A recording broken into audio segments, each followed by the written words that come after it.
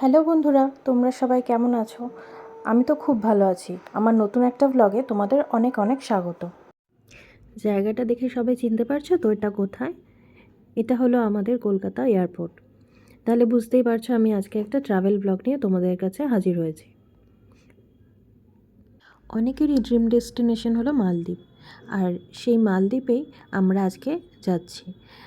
আমার dream destination না হলেও তবে এই ইন্টারন্যাশনাল ট্রিপটা নিয়ে আমি খুব এক্সাইটেড ছিলাম, কারণ এটা ছিল আমার ফার্স্ট ইন্টারন্যাশনাল ট্রিপ।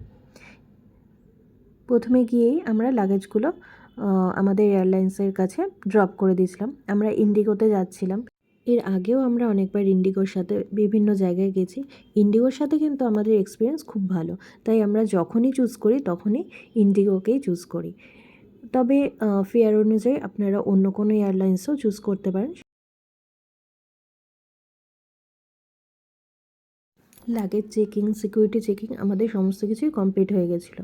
হাতে অনেকটাই সময় ছিল, তাই আমরা একটু এদিক ওদিক ঘুরে দেখছিলাম। আমাদের কলকাতা থেকে প্রথমে ছিল ব্যাঙ্গালোরের ফ্লাইট, তারপরে ব্যাঙ্গালোর থেকে ছিল মালদ্বীপ যাওয়ার জন্য ফ্লাইট। তাই আমরা প্রথমে ব্যাঙ্গালোর যাওয়ার জন্য ফ্লাইটের দিকে এগিয়ে যাচ্ছিলাম।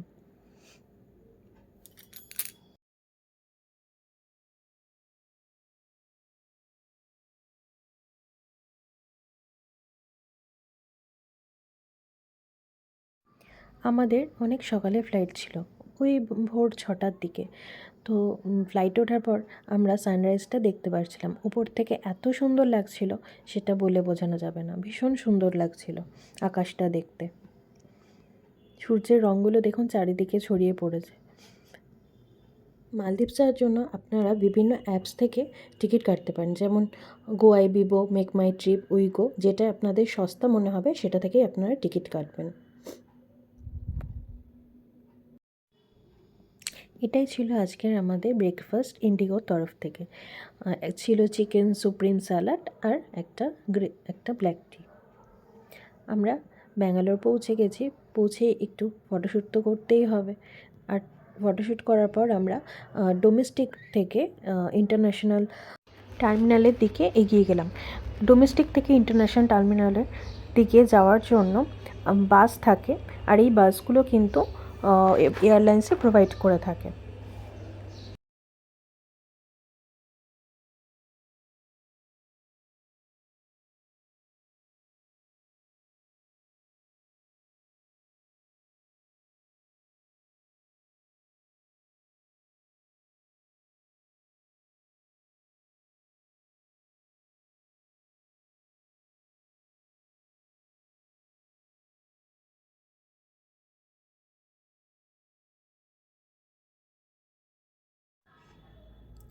আমরা ইন্টারন্যাশনাল টার্মিনালে পৌঁছে গেছি। ডোমেস্টিক থেকে ইন্টারন্যাশনাল টার্মিনালের দূরত্ব এমন কিছু নয়, ওই ধরুন মিনিট 5-7, তার মধ্যেই আমরা পৌঁছে গেলাম ইন্টারন্যাশনাল টার্মিনালে। নেবে তো জাস্ট অবাক হয়ে যাওয়ার মতো দৃশ্য। এতই সুন্দরভাবে সাজানো ব্যাঙ্গালোর ইন্টারন্যাশনাল এয়ারপোর্টটি, সেটা আপনারা দেখলেই বুঝতে পারবেন।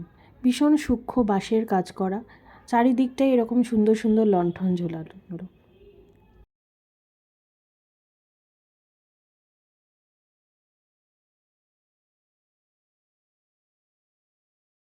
আমি মালদ্বীপ ব্লগের মাধ্যমে আপনাদের জানাবো যে কী করে আপনারা কম খরচে মালদ্বীপ ভ্রমণ করতে পারবেন। সবাই ভাবে মালদ্বীপ মানে অনেক টাকার ব্যাপার, কিন্তু আপনারা চাইলেই অনেক কম খরচেই মালদ্বীপ ঘুরে আসতে পারেন। আমাদের ইন্ডিয়াতে বিভিন্ন জায়গা ঘোরার জন্য যেরকম খরচ হয়, সেই খরচেই আপনারা মালদ্বীপ ঘুরে আসতে পারবেন। রিসেন্ট ফেয়ারে দেখুন 11, 12, 13, 14 এরকম ফেয়ারই দেখাচ্ছে। এর মধ্যেই আপনারা মালদ্বীপসের টিকিট পেয়ে যাবেন, কিন্তু সব মিলিয়ে হয়তো এক এক জনের জন্য 11 থেকে 12 হাজার টাকা মতো পড়বে।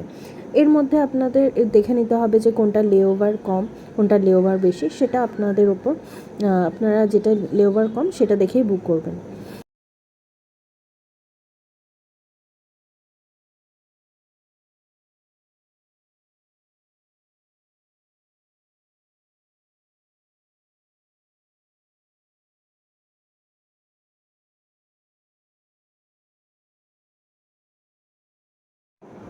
আমি কিন্তু এই ফেয়ারটা কলকাতা থেকে দেখিয়েছিলাম। কলকাতা থেকে মেলা যেতে কত টাকা লাগবে। আপনারা ইন্ডিয়ার অন্যান্য সিটি থেকেও দেখতে পারেন যে কোনটা কম খরচ বা কোনটা থেকে আপনারা যেতে চান, সেটা থেকে আপনারা বুক করে নেবেন। ইন্ডিয়ানদের জন্য কিন্তু মালদ্বীপ যাওয়ার জন্য ভিসা একদমই ফ্রি। ভিসার জন্য কোনো এক্সট্রা চার্জেস লাগে না।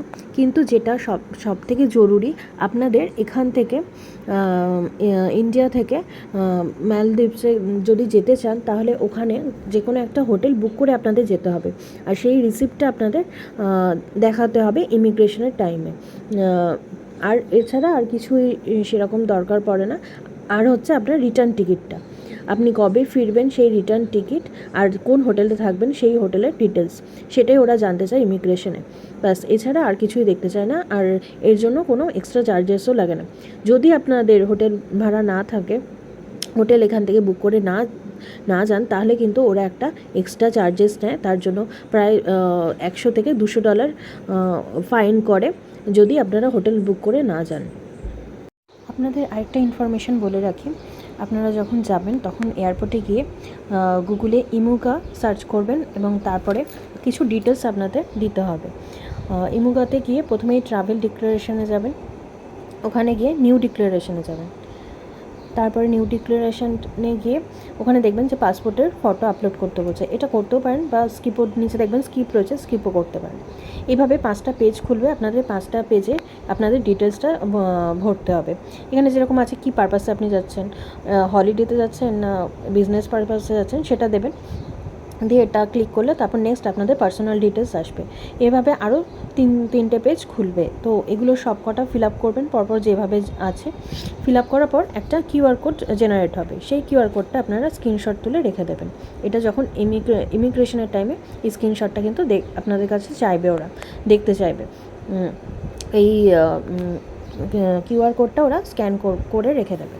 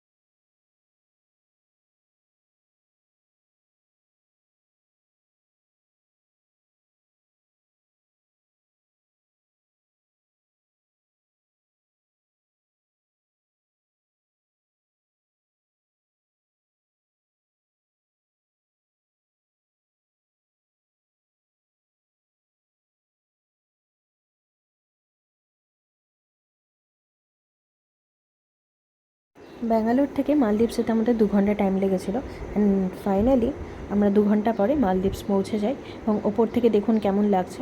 মালদ্বীপস হলো অনেকগুলো প্রবাল দ্বীপ নিয়ে গঠিত। এর কিন্তু 4 সাইডটাই সমুদ্র। এশিয়ার সবথেকে ছোট্ট দেশ হলো মালদ্বীপস, আর এর জনসংখ্যা কিন্তু খুবই কম। আর এর 4 সাইডে যে ওশেন আমরা দেখতে পাচ্ছি, সেটা কিন্তু ইন্ডিয়ান ওশেন। মালদ্বীপসের বিভিন্ন দ্বীপে আপনারা ওয়াটার ভিলা পাবেন, সেই ওয়াটার ভিলাতেও আপনারা থাকতে পারেন। কিন্তু যদি আপনারা ওয়াটার ভিলায় থাকতে চান, তার জন্য কিন্তু বেশ খানিকটা আপনাদের খরচা করতে হবে। আর আপনারা যদি অল্প পয়সায় মালদ্বীপস ঘুরতে চান, তাহলে কোথায় থাকবেন সেই ডিটেলস আমি আমার পরের ব্লগে দেবো।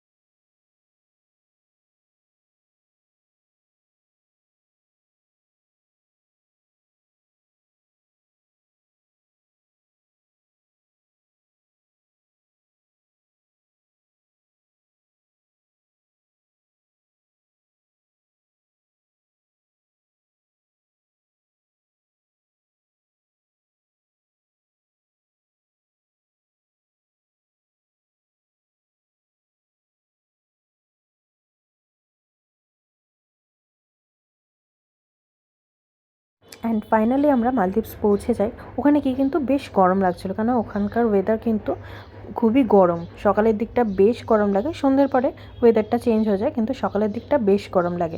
এমনকি জানুয়ারি ফেব্রুয়ারি মাসেও কিন্তু প্রচণ্ডই গরম থাকে। ওখানকার সিজন হচ্ছে যাওয়ার ডিসেম্বর থেকে মার্চ। আপনারা এই বাকি সময়তেও যেতে পারেন। আর আমার ভিডিওটা যদি আপনাদের ভালো লেগে থাকে তাহলে কিন্তু অবশ্যই একটা লাইক আর সাবস্ক্রাইব করে দেবেন। থ্যাংক ইউ সবাইকে।